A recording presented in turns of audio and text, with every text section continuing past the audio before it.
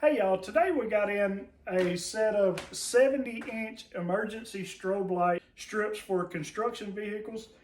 These strips have 864 LED lights that are white and amber.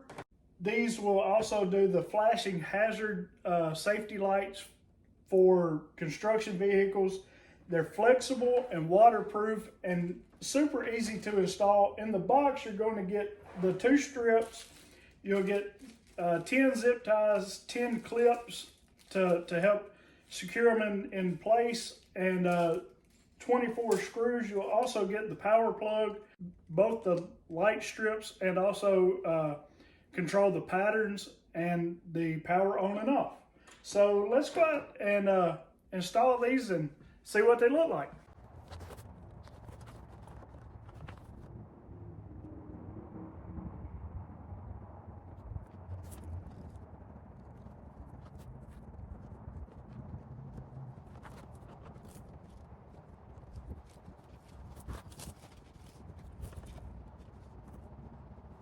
Okay, now we have them installed, and this is what the power supply looks like inside.